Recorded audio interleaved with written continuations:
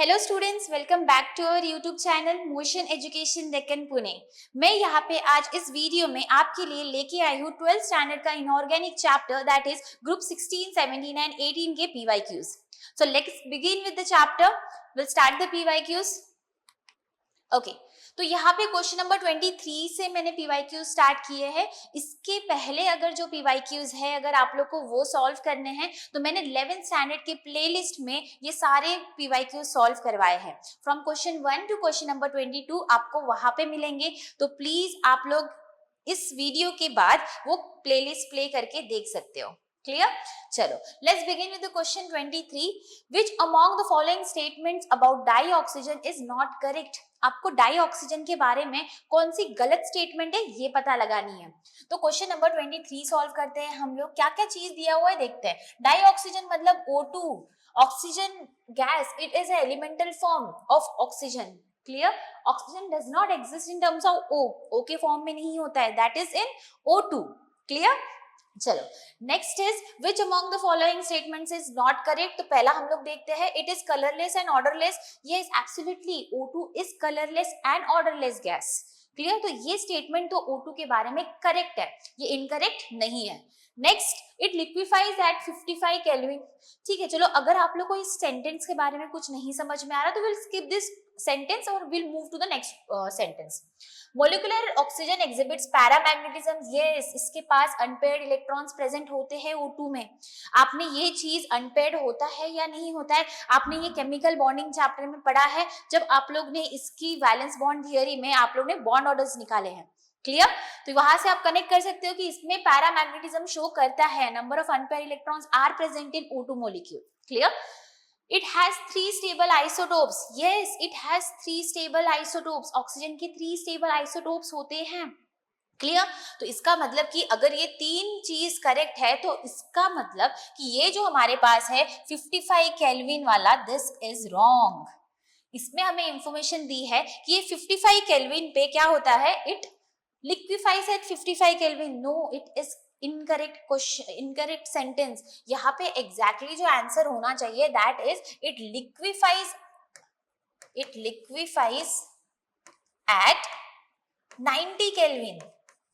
Clear? ये liquefy होता है 90 केल्विन पे and it freezes at 55 kelvin. ये एक प्रॉपर्टी है ऑक्सीजन मॉलिक्यूल की। ठीक है, तो ये आपको पता होनी चाहिए। तो ये देखो बहुत इंपॉर्टेंट इसलिए क्योंकि इसके ऊपर बेस्ड क्वेश्चन पूछ लिया गया हुआ है आप लोग को, है ना।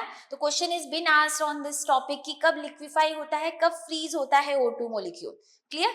चलो, क्वेश्चन नंबर 2 इज डन। तो इसका आंसर क्या होगा? Option B, it liquefies at 55 kelvin. ये गलत है, उसकी जगह क्या आना चाहिए था? 90। Okay, next question is question number 24 देखते हैं हम लोग। Which of the following gases is used in current rectifiers? तो current rectifiers क्या होते हैं? सबसे पहली चीज तो क्वेश्चन नंबर 24, current rectifiers क्या होते हैं? Which convert alternating current to direct current, है ना, इनको करंट रेक्टिफायर्स बोलते हैं हम लोग। तो ये जो करंट रेक्टिफायर्स है इसमें कौन से गैसेस यूज होते हैं ये तो आपको पता ही होने चाहिए। Which gases are being used in current rectifiers? This is a direct answer, neon and helium are used in current rectifiers. Clear? तो ये एक डायरेक्टली थ्योरी बेस्ड क्वेश्चन था, you have to learn this. Clear? चलो, next question is question number 25। Identify the product when elemental sulphur. ठीक है, चलो ये हमें रिएक्शन लिखने बोल रहे हैं शायद। Identify the product when elemental sulphur is treated with double quantity of hot concentrated sulfuric acid. Sulfur is treated with double quantity of H2SO4. That is what? That is concentrated. Clear? Concentrated. तो what will be produced? अब ये क्या produce करेगा? It will produce SO2 gas and water molecule. Okay, this is what the product is. अब मुझे इसको balance करना है तो मैं बैलेंस कैसे करूंगी? How will I balance this reaction? देखो बैलेंस करो, इसमें यहाँ पे कितने हाइड्रोजन है? 4 है, तो मैं यहाँ पे 2 कर दिया। तो ऑक्सीजन यहाँ पे कितने हो गए? यहाँ पे 2, 4 ऑक्सीजन हो गए। यहाँ पे कितने ऑक्सीजन हो गए? 8 ऑक्सीजन्स। तो can I balance here as 3? यहाँ पे 3 2 6 7 8। तो सल्फर मुझे यहाँ पे भी बैलेंस करना पड़ेगा 3। तो एट द एंड मैंने पूरी रिएक्शन लिख दी है that is fully balanced, right. मैंने यहाँ पे sulphur, elemental sulphur H2SO4 concentrated के साथ कैसे रिएक्ट करता है, आपको SO2 मिलेगा और H2O मिलेगा, ये आपको पता है, राइट। कोई बच्चों को तो प्रोडक्ट्स पता रहते हैं लेकिन उसके नंबर ऑफ मोल्स नहीं पता रहते हैं, क्लियर। तो यहाँ पे नंबर ऑफ मोल्स मैंने बैलेंस कर दिए, मुझे बताओ, देखिए answer, how many number of moles, SO3 कितने, SO2 कितना है हमारे पास 3 moles and 2 moles of water. तो क्वेश्चन नंबर 25 का आंसर है ऑप्शन बी, क्लियर। तो आई होप आप लोग को ये क्वेश्चंस आ रहे हैं समझ में। डायरेक्ट क्वेश्चन है, देखो पी ब्लॉक चैप्टर में आप लोग कोई सॉल्विंग वाले क्वेश्चन तो एक्सपेक्ट नहीं कर सकते हो, राइट। तो इसमें आप लोग को सारे क्वेश्चंस को लर्न करना होता है, ठीक है। तो मेरे साथ साथ अभी देखो कितने क्वेश्चंस हो गए, 3 क्वेश्चंस हो गए। अब ये तीनों क्वेश्चंस आपके लर्न हो जाने चाहिए because this are asked in 2023 के क्वेश्चंस है ये सारे, क्लियर। अगर आपको 2025 में कौन से क्वेश्चंस पूछे गए हुए हैं तो एज आई सेड यू कि 11th स्टैंडर्ड की प्लेलिस्ट है पी ब्लॉक एलिमेंट्स की सेम, वहां पे जाके आप लोग इसके पहले वाले क्वेश्चंस देख सकते हो, ठीक है। चलो नेक्स्ट हम लोग देखेंगे which of the following compounds is obtained when SO2 reacts with NaOH solution. तो ये भी रिएक्शन पूछा गया हुआ है, देखो रिएक्शन आप लोग को लिखने पड़ेंगे। SO2 gas is reacting with NaOH solution. If this is reacted, what is produced? आपको मिलता है Na2SO3 compound and water is released in this case. H2O is removed. Clear? तो ये रिएक्शन है इस क्वेश्चन की, ये रिएक्शन आपको लिखनी आनी चाहिए, राइट। आप बोलोगे मैम ये रिएक्शंस तो हमें याद नहीं होंगे, how will I remember this reaction, right. कैसे रिएक्शंस याद होंगे, ये रिएक्शन सारी आपके टेक्स्ट बुक में दी गई हुई है। एग्जाम के वक्त आपको क्या करना है, अगर मान लो कल या परसों एग्जाम्स है, एग्जाम के 1-2 दिन पहले सारी रिएक्शंस आप लोग को टेक्स्ट बुक की देख के जानी है, राइट। क्योंकि रिएक्शंस अगर एक दिन पहले अगर आप पढ़ोगे या फिर देखोगे तो आपको एग्जाम के वक्त याद रहेंगे, आपके दिमाग में रहेंगे वो वाले एकदम फ्रेश, राइट। तो यहाँ पे ये रिएक्शन थी। अब बताओ मुझे इस रिएक्शन के ऊपर base what will be the answer, clear cut दिख रहा है, दिस इज द आंसर। इसको हम लोग बोलते हैं सोडियम सल्फाइड, सोडियम सल्फाइड, ठीक है। तो आपको मिल गया है sodium sulphide as the main product here, clear. चलो नेक्स्ट क्वेश्चन नंबर 27 देखते हैं हम लोग।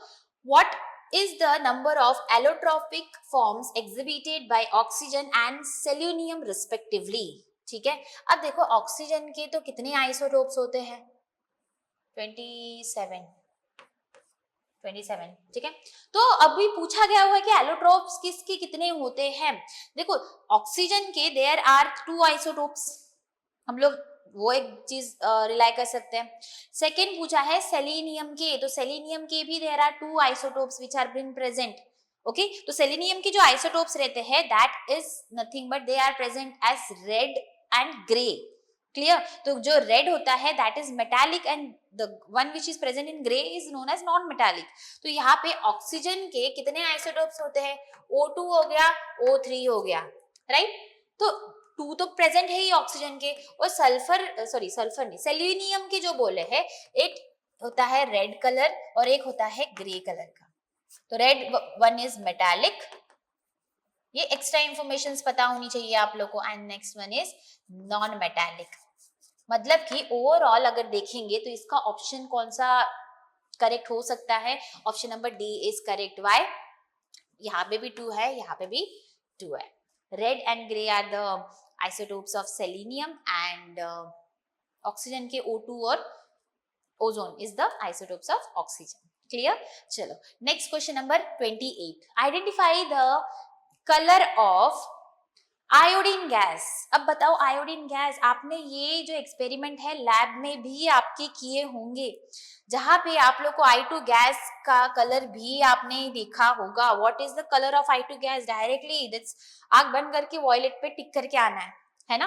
तो ये भी टॉपिक आपका है। देखो all the questions I guess nothing is asked beyond your textbook, ये सारे रिएक्शंस और सारे क्वेश्चंस टेक्स्ट बुक के अंदर से ही पूछे हैं, क्लियर। तो अगर आप लोग इनऑर्गेनिक केमिस्ट्री में टेक्स्ट बुक से एकदम थरो हो, आपको सारे क्वेश्चन सॉल्व हो जाएंगे, clear.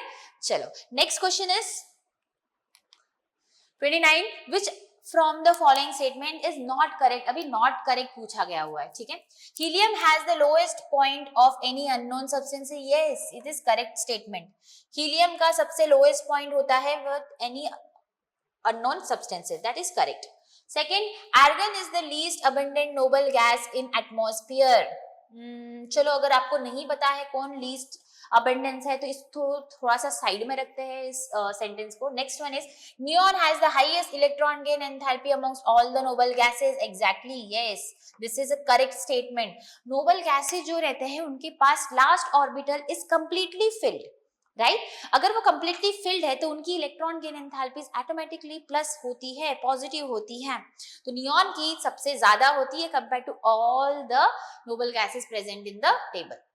Next, group 18 elements have no tendency to accept the electron. Exactly, ये भी करेक्ट स्टेटमेंट है, राइट.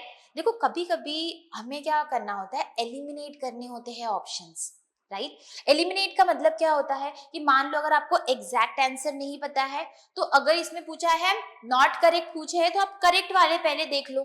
तो जैसे मैंने इस क्वेश्चन में पहले करेक्ट वाले टिक कर लिए, बचा कौन सा हमारे पास, ऑप्शन नंबर बी. तो यही करेक्ट होगा, है ना. Even though if you don't know about that option, आपको वो आंसर मिल गया, है ना. तो यहाँ पे तो लास्ट वाला भी करेक्ट है. No tendency to accept electrons. Why what's the reason? Again I will say कि लास्ट ऑर्बिटल उसका फुलफिल्ड है, 8 इलेक्ट्रॉन्स है उनके पास, तो किसी और को आने की जगह ही नहीं देंगे ना. पहले से ही फुलफिल्ड है तो किसी और को इलेक्ट्रॉन को अलाउ करेंगे क्या? वो नहीं. एंड दैट्स द रीजन उनकी पॉजिटिव इलेक्ट्रॉन गेन एंथैल्पी होती है. तो argon is the least abundant noble gas in atmosphere. This is not correct option. Clear? मतलब वो करेक्ट स्टेटमेंट नहीं है. Next question number, what is the oxidation state of halogen in perhalic acid? Right, perhalic acid पूछा गया हुआ है. What is the meaning of perhalic acid? Perhalic acid का मतलब क्या होता है? That should be in the formula of HXO4. इसको परहैलिक एसिड बोलते हैं हम लोग, ठीक है, परहैलिक एसिड. तो इसमें जो आपके पास X है, X is nothing but halogen. तो हैलोजन का ऑक्सीडेशन स्टेट क्या होगा? चलो पता लगाते हैं हम लोग यही से. हाइड्रोजन का होता है +1 प्लस हैलोजन का है X plus 4 into -2 that is equal to 0. तो 1 प्लस x minus 8 is equal to 0. x की वैल्यू मुझे निकालनी है, that is equal to 8 minus 1 that is equal to +7. तो हैलोजन का ऑक्सीडेशन स्टेट परहैलिक में कितना होता है? +7 is the oxidation state. Clear? I hope आप लोग मेरे साथ साथ सॉल्व कर रहे हो. सॉल्व तो कुछ करना ही नहीं है, इसमें टिक करके क्वेश्चंस याद करने हैं, लर्न करने हैं आपको, ठीक है. चलो, next question is question number 31. Which from the following molecules exhibits the highest acidic nature? Highest acidic nature पूछा गया हुआ है, तो इनमें से कौन highest acidic nature दिखाएगा?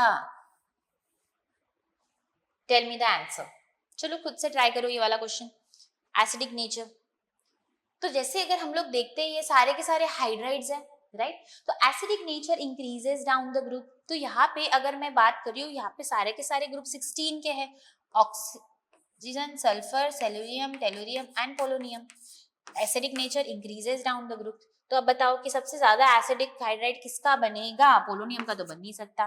तो इन चारों में से बताओ, इन चारों में से किसका एसिडिक हाइड्राइड सबसे ज्यादा एग्जिबिट करता है? कौन नहीं है? अगर इंक्रीजेस डाउन द ग्रुप, जो एसिडिक नेचर है, acidic nature increases down the group. मैंने तो ट्रेंड बता दिया, ट्रेंड लिख भी दिया मैंने यहाँ पे. Now tell me the answer. Clear cut आपके सामने आंसर है, तो tell me the answer. What will be the answer? Option number D is correct, tellurium, right. तो टेलुरियम का hydride is the highest acidic in nature. Clear? Next, question number 32. Identify the element having journal electronic configuration as NH2NP6, NH2NP4. तो ये जो electronic configuration है, इसमें कितने valence electrons दिख रहे हैं आपको? 4 + 2 6 वैलेंस इलेक्ट्रॉन्स, राइट. तो 6 वैलेंस इलेक्ट्रॉन्स कौन से ग्रुप में प्रेजेंट होते हैं? Which group is responsible for valence electron as 6? Group 16 elements, right. तो ग्रुप 16 एलिमेंट्स में से कौन सा कंपाउंड है? यहाँ पे ध्यान से देखो. ब्रोमीन तो ग्रुप 16 का हो गया, सॉरी ग्रुप 17 का हो गया. Krypton is group 18. Xenon is also 18. Selenium is group 16. तो selenium is the answer. Clear? Selenium का इलेक्ट्रॉनिक कॉन्फ़िगरेशन आप कैसे लिखते हो? NS2Np4 के पावर में आप लोग लिखते हो, जहां पे 6 वैलेंस इलेक्ट्रॉन्स यहाँ पे दिए गए हुए हैं आउटर मोस्ट शेल में. ठीक है, चलो इसका आंसर भी हो गया. Next question number 33. Which from the following elements is not radioactive? Radioactive नहीं है, कौन सा? देखो पोलोनियम तो radioactive, radon is also, ये सारे रेडियो एक्टिव है. This is radioactive, astatine is radioactive, radon is radioactive. बचा कौन? Argon. Argon is not radioactive, it is a noble gas, है ना, तो that is not radioactive element. Next, question number 34. Identify the element having highest density from the following. Highest density. तो density का मतलब क्या होता है कि अगर आपका उसका एटॉमिक नंबर बढ़ रहा है, नंबर ऑफ इलेक्ट्रॉन्स बढ़ेंगे उस कंपाउंड में. अगर नंबर ऑफ इलेक्ट्रॉन्स बढ़ेंगे तो उसका मास बढ़ेगा. मास बढ़ेगा तो डेंसिटी बढ़ेगी. Mass is directly proportional to density. Now tell me what will be the answer. यहाँ पे oxygen, sulphur, selenium and tellurium. तो down the group what will happen? Density जो रहती है वो इंक्रीज होती है. क्यों? एटॉमिक साइज इंक्रीज हो रही है, तो डेंसिटी इंक्रीज हो रही है, तो टेलुरियम का सबसे हाईएस्ट होगा. Option number D is correct. ठीक है. Question number 35. Identify a molecule having the lowest value of HEH from this compound. Lowest value पूछी गई हुई है, राइट? HEH की. HEE मतलब कि जो एलिमेंट प्रेजेंट है उनका एंगल पूछा हुआ है. HEH मतलब कि H2O में पूछा है. H2O में कैसा कंपाउंड है? दिस ऑक्सीजन है. ये हो गया. सारे में बना दो SC,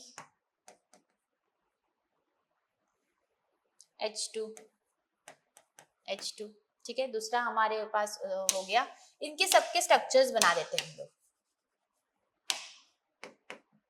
H सारे बेंड स्ट्रक्चर्स है ना.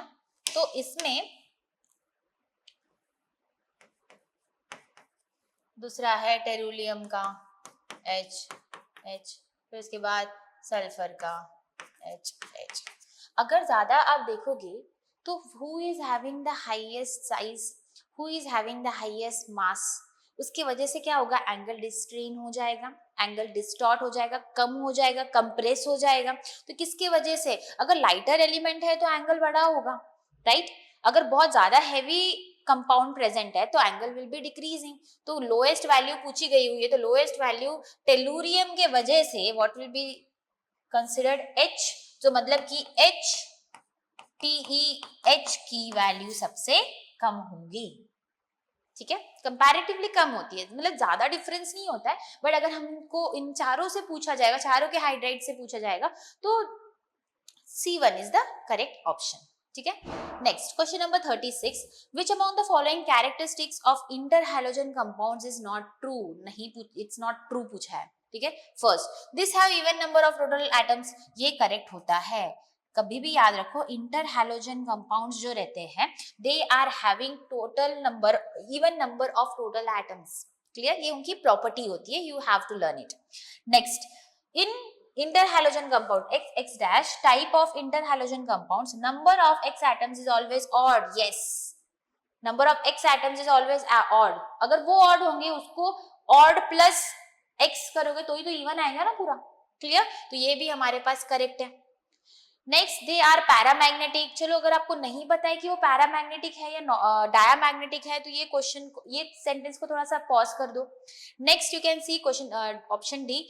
This shows intermediate properties that of halogens. Yes, this is correct. Halogens, obviously उनमें हैलोजेंस प्रेजेंट है, तो why will not they show the intermediate properties of that of halogens? They are involved in that. इसका मतलब fourth भी option correct है. बचा कौन? Question option number C. तो ये पैरामैग्नेटिक नहीं होते हैं, they are diamagnetic in nature. Diamagnetic, they are diamagnetic in nature. Clear? चल. Question number 37. Which from the following formula is Gelina? Gelina, Gelina. You can pronounce anything. Okay. तो chemical formula पूछा है गेलीना का. तो गेलीना जो रहता है that is composed of, it is presence of lead and sulfur. ठीक है, लेड और सल्फर इसके मेजर सब्स्टिट्यूएंट्स है. तो based upon this which option is correct? Option number B is correct. ये भी डायरेक्ट आपके टेक्स्ट बुक में दिया हुआ है. अगर आप थियोरेटिकल चीज पढ़ोगे आप लोग इस चैप्टर के फर्स्ट पेज पे पी ब्लॉक एलिमेंट्स 16, 17 और 18 चैप्टर के, आपको ये सारे टर्म्स दिखेंगे आपको, galena and all this things. ठीक है, चलो question number 38. Which among the following compound is a colourless gas at normal room temperature? Colourless gas बोली गई हुई है, तो यहाँ पे इसमें डायरेक्टली आपको याद रखना है कि this is the colourless gas. Okay, ClF is the colourless gas. ठीक है, next comes the question number 39. I guess this is the last question. Okay, अभी देखो कलरलेस गैस पूछिए तो ClF4 is the colourless gas. ठीक है,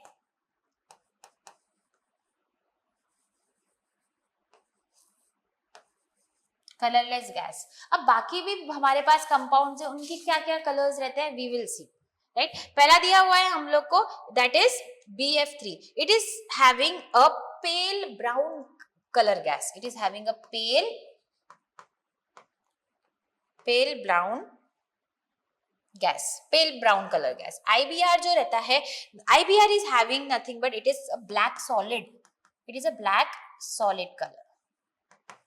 ठीक है, और ICL जो रहता है, ICL is having a colour of brown red और ruby red. It is having brown red या फिर Ruby red colour, Ruby red. ठीक है, ब्राउन रेड और रूबी रेड कलर के कंपाउंड होता है किसका, ICL का. तो ये उनकी पर्सनली उनके कलर कैरेक्टरिस्टिक्स है. ओके, तो आपको किसका पूछा था, आपको पूछा है कलरलेस, तो ClFO is a colourless at room temperature. Clear. Next is question number 39. What is the value of SSS in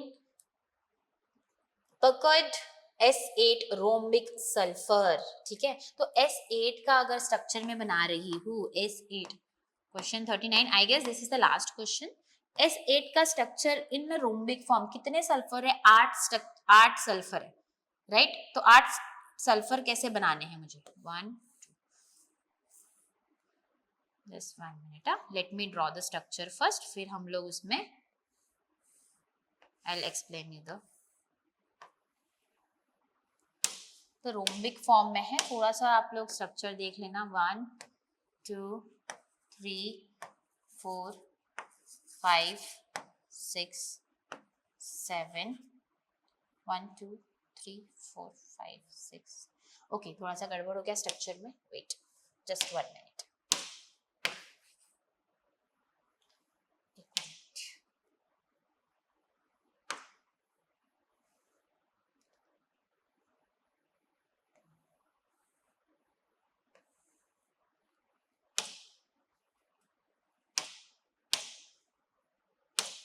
okay, now I guess all the 8, ये जो मैंने कलर स्ट्रक्चर ड्रॉट बनाया पर्पल कलर, तो ये सारे सल्फर है. 1 2 3 4 5 6 7 8. ठीक है, this is the rhombic sulphur.